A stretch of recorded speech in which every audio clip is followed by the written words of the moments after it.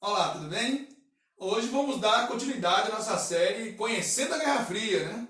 Já fizemos 3 episódios, né? Estamos hoje indo para o quarto episódio. E nesse episódio nós vamos falar um pouquinho ali do final da Segunda Guerra, né? No episódio passado a gente falou no desenrolar da Segunda Guerra, né? O mundo pós-Primeira Guerra viveu ali a crise de 29, a depressão dos anos 30, né? E a Europa mergulha numa crise mais profunda ainda, e isso faz com que forças políticas vão emergir dentro da Europa, com viés para o nazifascismo, para a extrema-direita, né? Em oposição à possibilidade da expansão dos ideais comunistas, né? E aí levam regimes totalitários ao poder, né? Na Alemanha com Adolf Hitler, na Itália com o Mussolini, na Espanha com o Franco. Né? E aí Hitler chega ao poder e começa uma política expansionista que leva a Europa para o mundo, né? A Segunda Guerra. Né? E essa guerra termina com a derrota alemã, né? Que vai ser derrotada nas duas frentes. Né? Os soviéticos vão avançar pela frente oriental, com grandes perdas humanas. Né? O Churchill, o primeiro-ministro britânico, tinha uma frase, né? Que dizia que para vencer a guerra, os americanos contribuíram com o aço, por causa do fornecimento de material bélico, né? Os ingleses com o tempo, porque resistiram à invasão dos nazistas, através das batalhas aéreas lá nos céus da Inglaterra, né? E Hitler desistiu de invadir a Inglaterra. E os soviéticos contribuíram com o sangue. Né? Metade dos que morreram na Segunda Guerra, né, em torno de 25 a 30 milhões de pessoas, né, ao todo morreram entre 50 e 60 milhões, eram soviéticos. Né? Foi o país que teve mais baixas na Segunda Guerra. Né? A resistência que teve à invasão nazista, com o avanço rápido de tropas, né? Até a triunfal tomada de Berlim, né? Onde tornou-se icônica a famosa cena dos soldados soviéticos subindo no Reichstag, que é o prédio lá do parlamento, né, e hasteando uma bandeira soviética, né, sobre uma Berlim destruída. Né. Para vencer a Segunda Guerra, os aliados também cometeram atrocidades. Né. Os soviéticos avançaram brutalmente pelo leste da Europa, né, estuprando, saqueando, fuzilando, né, destruíram, né, e vitimaram muitas pessoas civis. Né. Os ingleses, né, barbarizaram uma cidade alemã, Dresden, né? Essa cidade foi queimada, né, com bombas incendiárias. Né? As pessoas foram fritadas nessa cidade. Né? E os americanos, para vencerem a guerra, soltaram 2 bombas atômicas, finalmente no Japão. Né? Que é uma coisa terrível. Né? Nunca tinha sido usada uma arma nuclear contra seres humanos. Né? E os americanos, para poderem pôr fim à guerra, optaram por usar 2 bombas atômicas, uma em Hiroshima e outra em Nagasaki, no Japão. Né? Foi uma coisa muito terrível. Né? Os japoneses, pessoal, desde o século XIX, vinham controlando muitas áreas do Pacífico. Fizeram um império pacífico. Né? Isso tornou um país muito belicista, né? Muito agressivo do ponto de vista militar. Né? E quando a guerra termina na Europa, com a rendição alemã, os japoneses não desistem da guerra, até porque eles ainda são regidos pela mentalidade do código samurai, né? Quer dizer, não se volta para casa desonrado de uma guerra, né? Você lava a sua honra com sangue, né? Então, quando os japoneses percebem que a guerra não está favorecendo mais eles começam a, por exemplo, usar a metodologia kamikaze, né? Quer dizer, pilotos começam a atirar seus aviões contra navios americanos. Né? O que é uma relação de custo-benefício bem interessante. Né? Um único piloto num avião depenado, né? Porque eles tiravam o máximo que podiam, porque era um avião perdido, né? Com combustível só para a ida, né? Não tinha como desistir da viagem. Mas eles iam com honra, né? Eles iam sorrindo, né? Tiravam fotos, né? Para que a família depois estivesse pendurada num quadro. Né? E muitos também dizem que eles iam com tudo, entregavam a vida pela guerra porque não queriam ser humilhados, né? Ao serem derrotados, suas mulheres serem violadas pelos vencedores da guerra. Eles tinham muito esse medo. Né? serem desonrados em todos os níveis, vamos chamar assim, né? E aí esses ataques kamikazes eram muito ruins para os americanos, né? E aí o presidente que substituiu o Roosevelt, né? Porque o Roosevelt faleceu durante a guerra. O Roosevelt é uma história interessante, ele assume em 33, conquista 4 mandatos consecutivos, né? E sai morto, né? Normalmente um presidente americano só pode ficar 2 mandatos, né? Mas como estourou a Segunda Guerra, havia um discurso de que em tempo de guerra só se troca presidente se houver vontade do povo, né? Se o povo quiser que o mesmo se mantenha, poderá mantê-lo, né? Então o Roosevelt, usufruindo dessa exceção, conquistou 4 mandatos consecutivos, né? E no último ele faleceu, né? Inclusive esse mandato foi praticamente cumprido pelo seu vice, né? O Harry Truman, né? Que é esse sujeito que está aqui, né? Essa é uma canequinha da famosa Conferência de Potsdam, né? Onde você tem o Truman, o Stalin, né? E o Churchill, né? Inclusive nessa conferência o Churchill inicia, mas não termina, né? Vou falar dela daqui a pouco, tá? Então o presidente Truman, que substituiu o Roosevelt, que morreu em 45, durante a Conferência de Potsdam ele vai anunciar o ataque ao Japão, né? Com as armas nucleares, né? E aí o Japão, com 2 bombas atômicas, é obrigado a se entregar, né? Porque não vai querer ver a terceira bomba atômica, claro, né? E o imperador japonês, o Hirohito, né? Que era considerado uma figura divina, né? Filho da deusa Shinto, né? O Hirohito, ele, que era um homem que tinha estado fora do país, né? Tinha as tradições do Japão, mas ele tinha já dado uma girada no mundo e tinha uma visão um pouco mais ampliada. Ele percebeu que não valeria a pena levar o país até as últimas consequências, né? Dizem que os japoneses estavam dispostos a lutar até o último homem, se assim fosse a vontade dele, né? E quando da rendição, se a ordem partisse, muitos teriam se suicidado, né? Em nome do imperador, né? Só que o Hirohito não foi por aí. Inclusive o Hirohito é uma história interessante, ele é o único dos 3 líderes do eixo que sobreviveu para contar a história do pós-guerra, né? Porque os demais morreram, né? Um se suicida, o outro é assassinado, né? O Hitler se suicida, o Mussolini é assassinado e ele sobreviverá, não vai ser julgado em tribunal de guerra e vai poder envelhecer no trono, né? E passar a bola para frente quando morre, né? Então, o Hirohito, que era o imperador japonês, aceita uma rendição incondicional, né? E, inclusive, o ministro dele das Relações Exteriores foi assinar a rendição num navio americano em alto mar, né? Uma humilhação completa, né?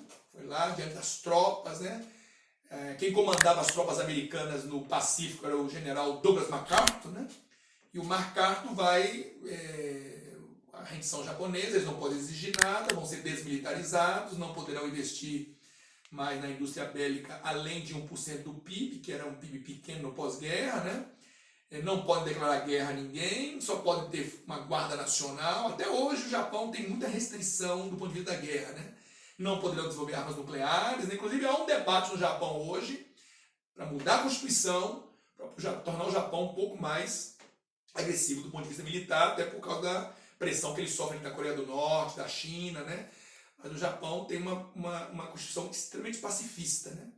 E aí o Hirohito admite, né, a ocupação militar do Japão por vários anos, os Estados Unidos estarão ali, né? Os americanos vão fazer uma reforma agrária, reestruturar os zaibatsus, né, que são os conglomerados industriais japoneses, né? E tornarão o Japão seu aliado estratégico do Pacífico, né? Quer dizer, destruiu com a mão, mas vai proteger e reconstruir com a outra, né? Porque o Japão virou um aliado importante naquela área, né? Terminada a Segunda Guerra, vai haver uma expansão socialista na Ásia que vai preocupar muito o americano, né? E aí o Japão virou um aliado importante e a reconstrução japonesa se deu também com a ajuda americana, né? Os Estados Unidos dirigiram recursos para a reconstrução, o famoso plano Colombo, né? Que foi em direção à Ásia, e especialmente ao Japão, o plano Dodge, né? Que injetou dinheiro na reconstrução do Japão. E aí o Japão vai se reconstruir em bases mais modernas, vai se tornar uma potência industrial e no setor de tecnologia, né? E uma nação bastante importante aí, né? Que teremos oportunidade mais na frente de falar sobre ela, ok? Com a rendição japonesa, em agosto de 45, termina a guerra. Ao final da Segunda Guerra Mundial, vários encontros vão começar a acontecer. Na verdade, desde 43 já tinha havido uma importante conferência, né? ali em Teherã, no Irã, né? O Irã, que era um aliado, que era um país muito cobiçado pelo eixo, né? Rico em petróleo, controla a entrada do Golfo Pérsico. E aí fizeram uma reunião, né? Em Teherã, na Conferência de Teherã, onde ainda estava distante o fim da guerra, né? Se começou a discutir o futuro da Europa pós-guerra, mas ele estava muito distante, não houve muito o que decidir ali, né? Nessa conferência tiveram o Stalin, líder soviético, o Churchill, primeiro-ministro britânico, e o Roosevelt, presidente americano, né? Essa não é a única conferência. Teve a conferência de Casablanca, teve conferência no Cairo, né? Mas a gente aqui vai se referir às mais importantes, que é Teherã, essa eu acabei de falar, Yalta e Potsdam. Yalta aconteceu em fevereiro de 45. Yalta é uma cidade da península da Crimeia, no Mar Negro. Até pouco tempo era território da Ucrânia, né? Mas Putin anexou a Crimeia, né? Depois daquele conflito com a Ucrânia ali. O leste da Ucrânia se levantou contra o governo, com apoio russo, né? E Putin fez um referendo, a maioria da população votou a favor e ele anexou a Crimeia, né? Então, Yalta é uma cidade da Crimeia que, naquela época, era parte da União Soviética, né? A Ucrânia era parte da União Soviética, e Stalin fez questão de que a reunião fosse lá, né? Ele estava num momento muito favorável, né? Suas tropas estavam vencendo os alemães sozinha, né? As tropas estavam na frente oriental, sem apoio de ninguém. Ele tinha pedido apoio lá em Teherã, né?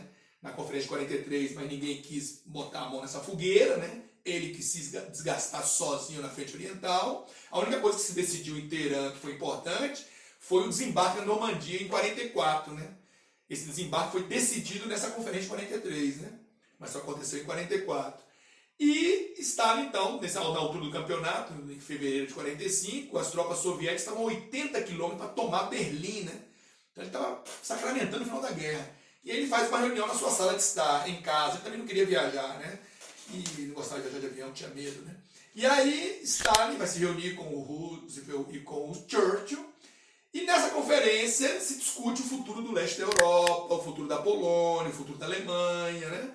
E aí é uma divergência, né? Porque o Stalin, ao avançar pelo leste da Europa, derrotando os nazistas, ele foi implantando os partidos comunistas dos países que ele libertava do nazismo, né? Então você vai ter partido comunista na Polônia, na Hungria, na Tchecoslováquia, na Romênia, na Bulgária, né? Quer dizer, por onde ele passou com suas tropas, implantou-se o socialismo, né?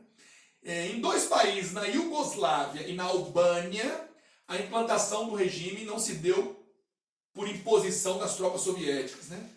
Aí já foram movimentos nacionais, né, liderados por líderes nacionais. O Tito liderou na Iugoslávia, né?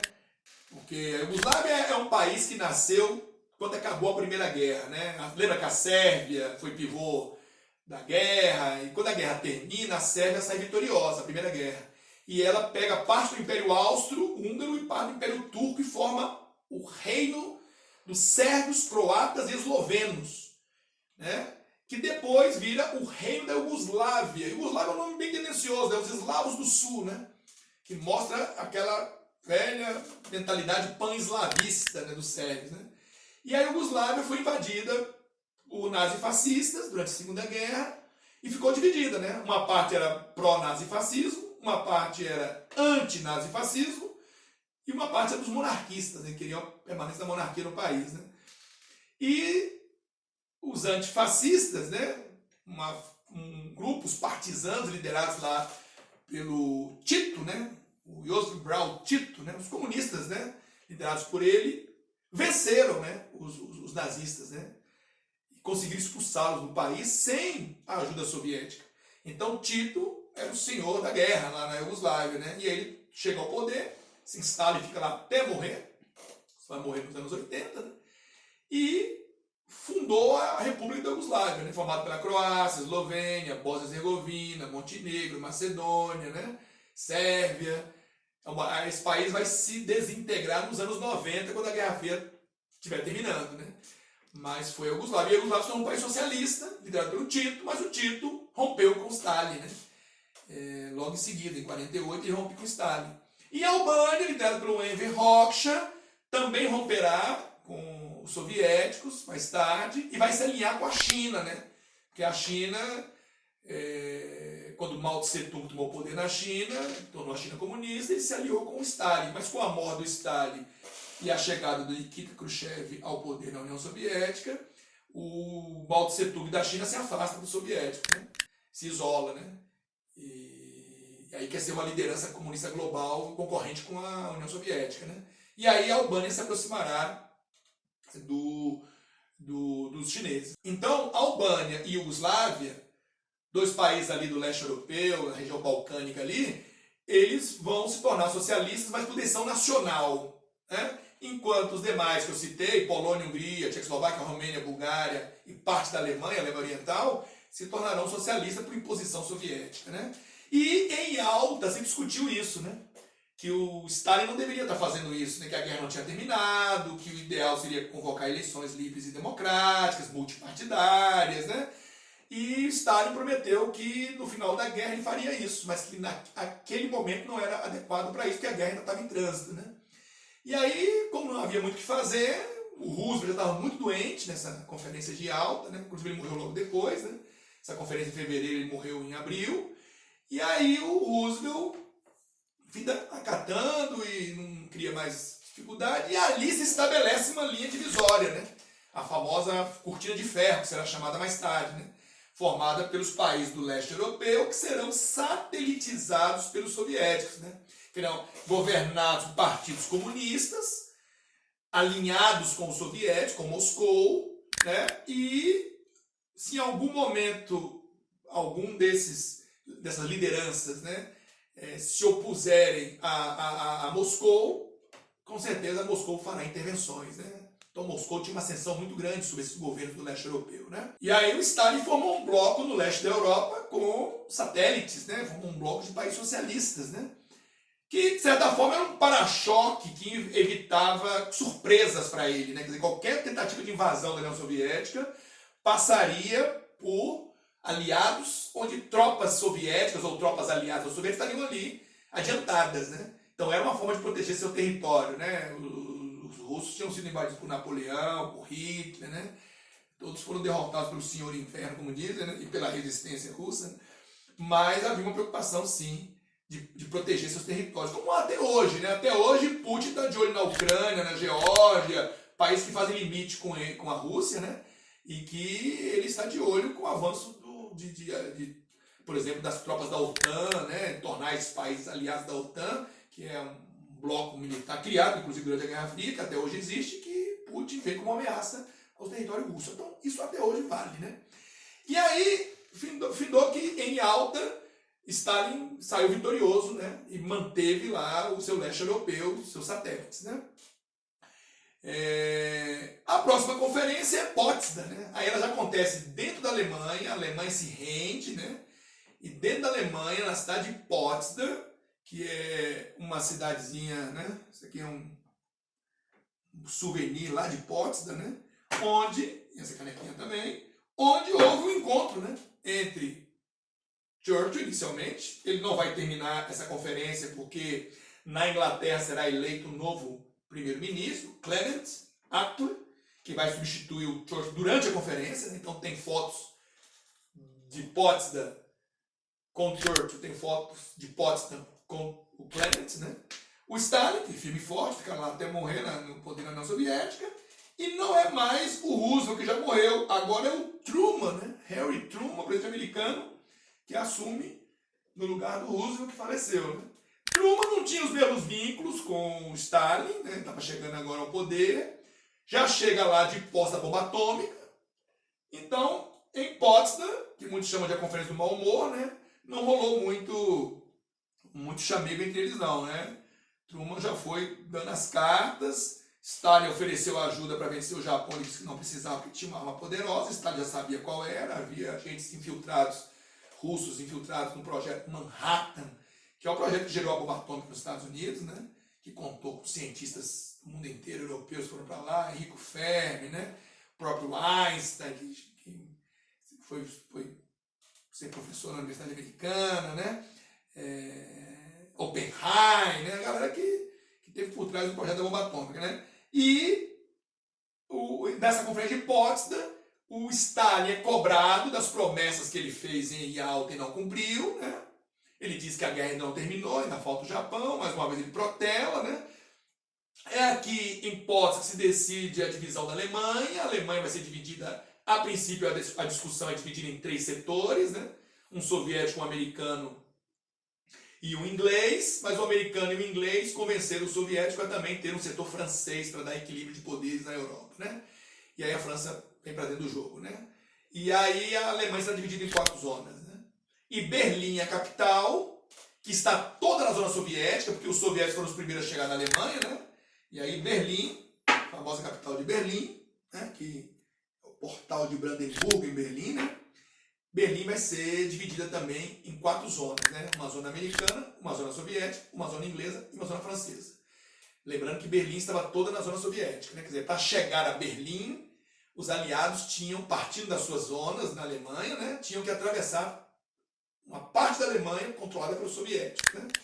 É importante você entender isso, porque no futuro nós vamos falar sobre o bloqueio de Berlim, você precisa entender essa configuração geográfica, ok? Então, a Alemanha está dividida, né? O Stalin manteve suas posições no leste europeu, né? Decidiu-se que a Alemanha não terá um governo próprio por enquanto, será governada por um conselho interaliado. Ela precisa passar por um processo de desnazificação, que fazer essa lavagem agora é o contrário, né? Então a Alemanha fica assim, rendida, dividida, e aí começa um processo de reconstrução da Alemanha do pós-guerra, né? Onde a Alemanha vai ser uma espécie de vitrine, né, do socialismo de um lado e do capitalismo do outro. Quem é o mais eficiente? Quem melhora a vida do povo mais, né? E aí começa ali, né? E aí já em Potsdam as discussões já começam a azedar, né? Então o clima já começa a azedar lá em Potsdam. Potsdam é uma cidade próxima de Berlim, né? Onde eles se reuniram num palácio, na verdade, uma mansão, né, lá, e tomaram essas decisões todas, ok? Tranquilo, pessoal? Outra conferência importante no final da guerra é a conferência de Bretton Woods, que começa em 44, vai até 47, uma conferência com economistas, onde vai se criar a nova arquitetura financeira global, né? Onde nasceu o FMI, Fundo Monetário Internacional. O papel do FMI fiscalizar o sistema financeiro, evitar que ele entre em colapso, né? Como aconteceu no pós-Primeira Guerra. E aí ele fiscaliza, ele tem planos de ajuste econômico, ele avaliza empréstimos, ele empresta, porque ele é um fundo, né? Formado pelos países que o compõem, né? O Banco Mundial, ou Banco Internacional de Reconstrução e Desenvolvimento, o BERD, né? Que é onde é o agente financiador, né? É o banco que vai financiar a reconstrução, né? E até hoje ele está aí financiando projetos de infraestrutura, principalmente em países mais pobres. E também em Bretton Woods nasceu o padrão ouro-dólar. Até então a economia mundial era lastreada por ouro, né? E aí os Estados Unidos, com os bolsos cheios de ouro durante as guerras, né, se dão ao luxo de anunciar ao mundo que terão uma paridade entre a onça de ouro, que é uma unidade padrão do ouro, e 35, 36 dólares, por exemplo, né? E se você comprar títulos da dívida pública americana, títulos do Tesouro Americano, remunerados pelo dólar, né? Ele manterá a paridade com o ouro. Quer dizer, se com 35 dólares você compra uma onça de ouro, agora, né? E se daqui a 2, 3 anos, essa mesma onça de ouro estiver mais cara que esse papel que você comprou, que equivalia a uma onça de ouro lá atrás, o governo americano se responsabiliza em lhe devolver a onça, né? E arcar com a diferença. Então isso deu uma segurança ao mundo em investir nos papéis americanos. E isso vai durar até os anos 70, né? Quando, no governo do presidente Richard Nixon, os Estados Unidos não vão estar tão bem assim lá nos anos 70, vão ter queimado toda essa gordura, né? Investindo em corrida armamentista, em guerras, em apoiar regimes, em corrida espacial, né? Aí vem os choques do petróleo nos anos 70. Aí o Nixon anunciou, nos anos 70, que não mais manteria a política de paridade, né? Que ia deixar o dólar flutuar, né? E aí ele descolou, dali para frente, o ouro do dólar, né? Mas durante esse período pós-guerra até os anos 70, houve essa paridade ouro-dólar e foi decidido em Bretton Woods, né? Então, Bretton Woods está montando a nova arquitetura financeira global, né? Com o FMI, com o Banco Mundial, com o ouro-dólar, né? Outra decisão que foi tomada em Bretton Woods é o nome da cidade, né? Em New Hampshire, nos Estados Unidos, né? Que sediou o encontro. Mas outra decisão que foi tomada em Bretton Woods foi a criação do GATT, o Acordo Geral de Tarifas e Comércio. Né? Para quê? Para garantir a redução de barreiras ao comércio, manter o comércio fluido, evitar o excesso de protecionismo, que tinha levado à crise de 29 antes. Né? E o GATT foi substituído depois pela Organização Mundial do Comércio, a OMC. Né? Mas está percebendo que essa estrutura existe até hoje. Hein? Até hoje ela está regendo o mundo. Né? E no plano político, houve uma conferência nos Estados Unidos, em São Francisco, na Califórnia, a Conferência de São Francisco. Né? Inclusive, durante essa conferência foi anunciada a rendição da Alemanha, né, pelo Truman, presidente americano na época já.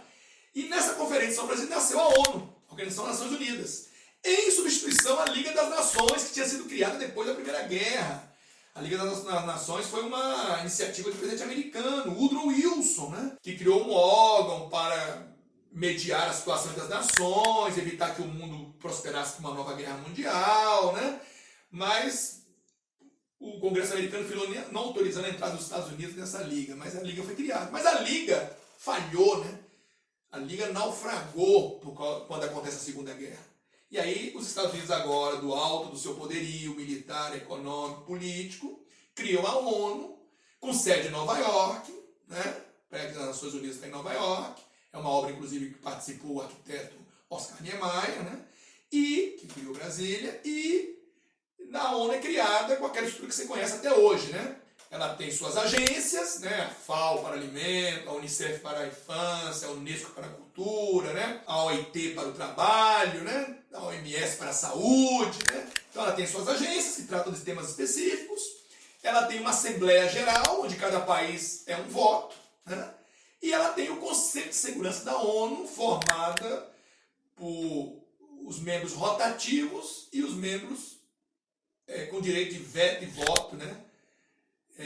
Que são permanentes, né? Que seria os vencedores da Segunda Guerra, né? O Reino Unido da Grã-Bretanha, né? A França, os Estados Unidos, a União Soviética, que hoje é representada pela Rússia, e a China. A gente fala pouco da China, mas a China foi um aliado dos aliados, né? Na Ásia contra o Japão, né? Então, o Japão tinha ocupado a China, né? A Manchúria, o nordeste da China, e a China lutava para vencer o Japão. Então ela foi uma aliada importante lá na Ásia contra o Japão, né? Então esses são os direitos de veto e voto, né? Se um desses vetar uma decisão da ONU, ela não pode ir adiante. E existem os membros rotativos, né? Cada 2 anos eles fazem um rodízio, né? Que só tem direito a voto, não tem a veto, né? Muitos questionam essa estrutura, há quem queira pertencer a esse grupo de permanentes, né? O Brasil já reivindicou isso, Itália, Alemanha, né? Japão, né? Índia, vários países reivindicam uma reforma nesse conselho, mas até hoje ela não saiu, né? Então veja, no final da Segunda Guerra nós temos as conferências, que são importantes você saber, né? E está se desenhando o mundo que vai nascer após a Segunda Guerra, né? E aí nós estamos às portas da Guerra Fria, que nós falaremos no nosso próximo encontro. No nosso próximo encontro falaremos sobre o nascimento da Guerra Fria, os episódios que levaram a Guerra Fria a desabrochar, ok? Espero que você tenha seguido aí mais uma vez a gente. Conto com a sua presença na próxima aula. Um grande abraço. Um registro, uma lembrança, apenas uma foto. Cada rosto uma vítima, uma história interrompida. 6 de agosto de 1945, 8h15 da manhã, explode a primeira bomba atômica da história, lançada sobre Hiroshima por um avião americano. Foram poucos segundos e a cidade estava destruída. As imagens, feitas alguns dias depois, são impressionantes. A área mais central de Hiroshima simplesmente sumiu. Pelo menos 145 mil pessoas morreram. Muitas se desintegraram. Esta reconstituição mostra o inacreditável. A posição em que elas estavam quando desapareceram. Só ficou a sombra, deixada pela radiação. Os efeitos radioativos eram desconhecidos até então. Espalharam-se por uma área onde viviam mais de 340 mil pessoas. Como os homens estavam fora na guerra, Hiroshima era uma cidade de mulheres e crianças, as grandes vítimas. É muito difícil saber com exatidão, mas é provável que tenham morrido pelo menos 40 mil crianças por causa da explosão da bomba. Aqui nesse painel estão apenas os nomes das escolas onde elas estudavam. Cada pedacinho desses aqui, ó, é uma escola diferente. E elas são centenas, 802 escolas, principalmente de Hiroshima, mas também de vários outros pontos do país. Crianças que estavam aqui no dia da explosão. Hoje são justamente as crianças a maioria dos visitantes no Museu de Hiroshima. Aqui elas descobrem o que pouca gente sabe. Esta bola vermelha mostra que a bomba não explodiu no chão, mas a quase 600 metros de altura, o que aumentou o poder de destruição. As roupas dilaceradas, o triciclo carbonizado, as telhas das casas derretidas. Esses jovens dizem que ficaram impressionados com o relógio parado na hora exata da explosão. Esta mulher diz que, apesar de ser japonesa, não imaginava que fosse tão apavorante. É indescritível o que a gente sente aqui. É difícil acreditar que, depois de tudo isso, aí está Hiroshima. Mais de 500 mil habitantes, moderna e tradicional ao mesmo tempo, como tantas outras cidades no Japão. Mas o registro, a lembrança, estão guardados no Museu de Hiroshima. As fotos, dezenas de milhares, são histórias interrompidas, memórias que não se apagam.